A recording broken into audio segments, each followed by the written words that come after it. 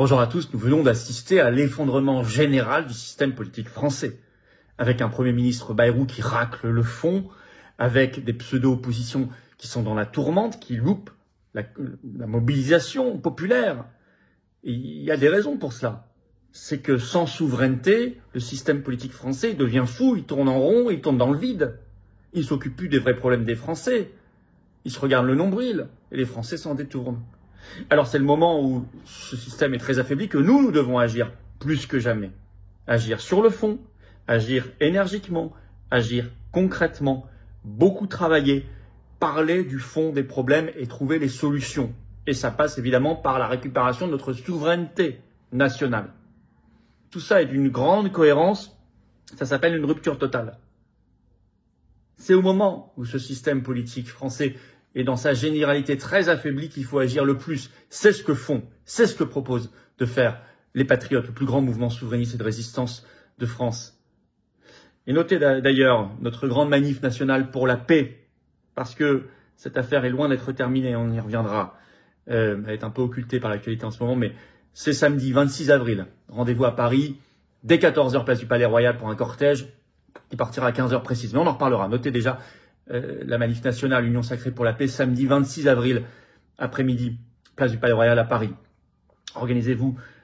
Nous avons pris le temps de le faire bien en amont pour que tout le monde puisse s'organiser, puisse venir, très très nombreux. D'ici là, le 12 avril, j'ai une grande réunion publique en Normandie, dans le Calvados, rentrée gratuite, ouverte à tous. Il y a le lien d'information et d'inscription, surtout d'inscription sous la vidéo en description. Et le mercredi 30 avril au soir, je suis à Quimper, entrée gratuite aussi, inscription par un autre lien sous la vidéo en description. Merci de partager cette vidéo, pour ça de vous abonner à cette chaîne YouTube par un petit clic gratuit sur s'abonner, bouton s'abonner. Pensez à vous abonner à la chaîne, vraiment. Plus vous êtes abonnés, plus les vidéos sont recommandées, circulent et on touche plus de monde. Merci beaucoup. Je vous attends, patriotes. Voilà, en ce tout début de semaine, on sent que c'est le printemps, on sent que c'est le moment d'agir, on sent que tout bouge dans le monde très vite.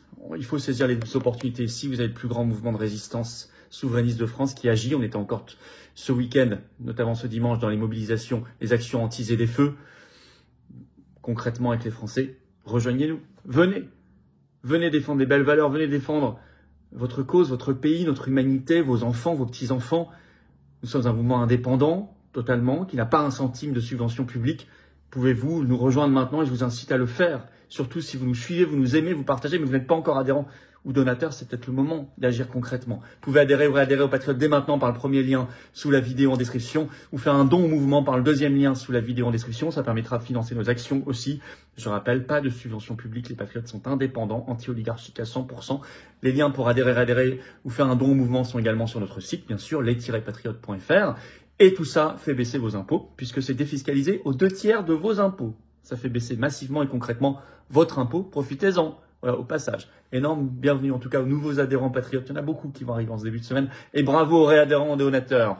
Et aux donateurs également, bien sûr, qui nous permettent d'agir. Allez, échec des mobilisations, des blocs d'opposition, la Macronie qui s'effondre.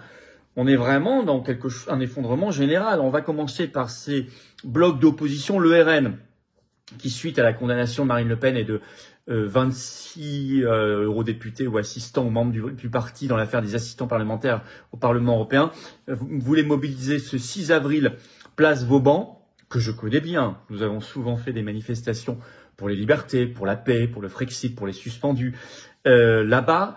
Et on a souvent très bien rempli cette place. Bon, bah là, selon la police, c'était clairsemé, ils étaient 7000.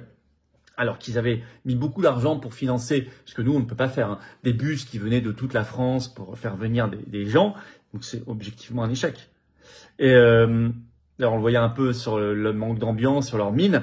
Et alors Le Monde a un peu lancé un article du 7 avril, a fait le point sur les comparaisons. Je vais citer un extrait. Combien étaient-ils ces citoyens insurgés, révoltés par la condamnation de Marine Le Pen pour détournement de fonds publics? Elle a fait d'ailleurs appel, qui empêcherait cette dernière de participer à l'élection présidentielle de 2027, 3 fois moins que... Alors, écoutez bien, Le Monde le dit par honnêteté, 3 fois moins que pour un rassemblement de Florian Philippot contre le pass sanitaire en 2021. Voilà. Moins nombreux que lors des grands rassemblements du 1er mai du parti à Paris en 88 ou en 2002, considérablement moins que lors du rassemblement au Trocadéro en soutien à François Fillon lors de la présidentielle de 2017. et même moins que pour Jean-Marie Le Pen en 98, qui tablait officieusement, alors que le parti espérait 8 à 10 000 personnes.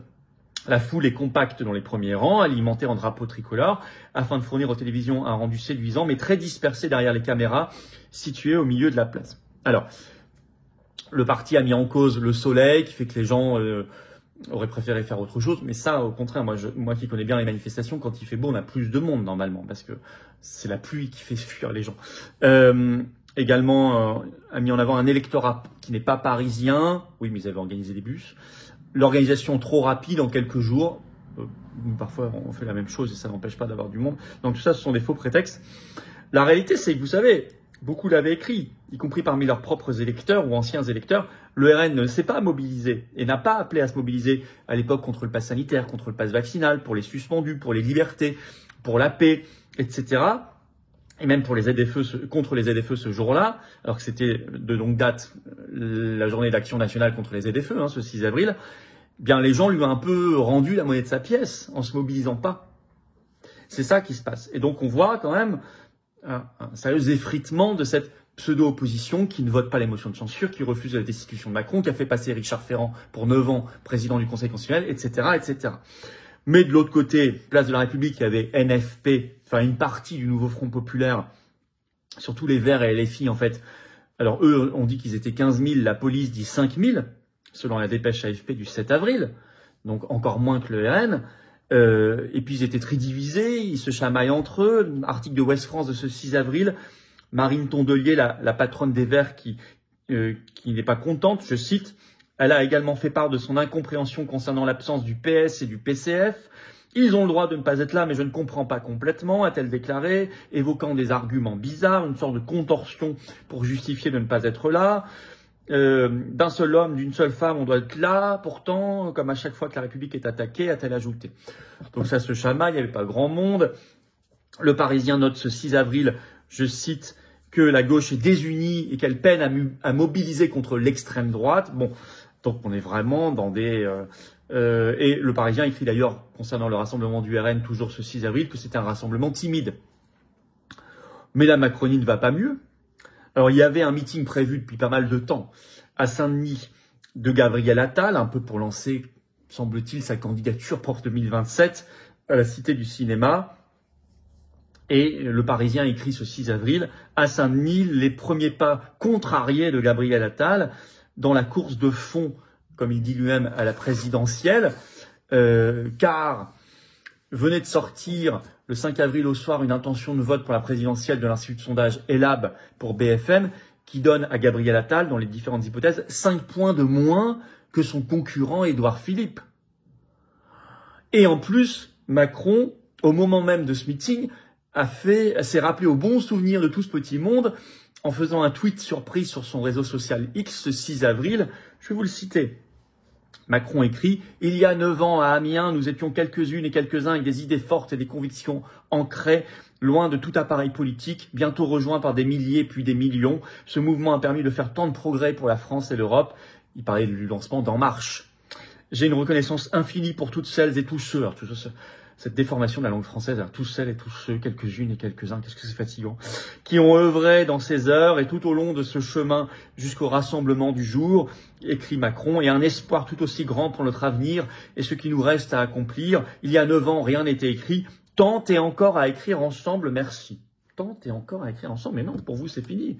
Ou alors il nous prépare un truc pour 2027. Mais on l'arrêtera, nous, peuple français, on ne le laissera pas faire. En tout cas, c'était évidemment un caillou dans la chaussure de Gabriel Attal, d'Édouard Philippe, etc. Donc tout ce petit monde de requins là se mange entre eux. Et on voit que Bayrou, au même moment, chef du gouvernement, est dans les choux complètement. Il est nul, archi nul. Mais vraiment, et tout le monde commence à le voir, notamment dans son propre camp. France Info, même France Info, sort un long dossier ce 5 avril. Le titre « Il n'est pas à la hauteur du moment ». Pourquoi François Bayrou commence à agacer dans son propre camp. Je vais vous citer un extrait. Il n'est pas à la hauteur du moment, estime un cadre du groupe au Parlement, donc à l'Assemblée nationale, qui parle d'un malaise dans le bloc central. Le fait qu'un Premier ministre s'exprime en tant que citoyen, c'est lunaire, ajoute un élu d'Horizon qui n'en peut plus de son côté débonnaire. Selon lui, rien n'est clair avec Bayrou. Atteindra-t-il le bord de la piscine avant de se noyer? L'iceberg est proche. C'est ce que disent des jeunes élus du bloc central qui moquent, écrit France Info, les positions de François Bayrou. Et même son journal local, l'Écho du Berry, titre ce 6 avril, je le dis parce que c'est quand même significatif, c'est son journal local de chez lui, le titre « Pourquoi François Bayrou a l'air d'être en panne ?» A l'air d'être en panne, mais il l'est totalement. Alors, en réalité, le seul succès populaire hier, ce 6 avril, c'était les actions un peu partout en France, les manifestations à l'appel d'associations d'automobilistes, de motards en colère, du mouvement Les Gueux contre les ZFE, zone à faible émission, voulue par l'Union européenne, zone à forte exclusion, qui vraiment sont une logique de crédit social et d'apartheid épouvantable. J'y étais, hein, nous on était avec les militants franciliens sur des ponts avec des banderoles qu'on avait créées anti-ZFE pour informer les automobilistes. Il y avait énormément de klaxons. Moi, j'ai mis des vidéos sur mes réseaux. Et puis, d'autres patriotes étaient mobilisés un peu partout en France. Et déjà, s'étaient mobilisés les semaines précédentes et vont continuer de se mobiliser. Ben ça, voilà, ça, c'est la vraie vie des gens. Et là, il y avait un succès populaire. Là, ça parlait aux Français. Alors que, si vous voulez, cette classe politique, maintenant tout confondu, enfin tout ce qui est au Parlement en tout cas confondu, est totalement déconnecté. Il y aurait tant à dire en ce moment sur la reprise en main de notre commerce, quand on voit les droits de douane de Trump.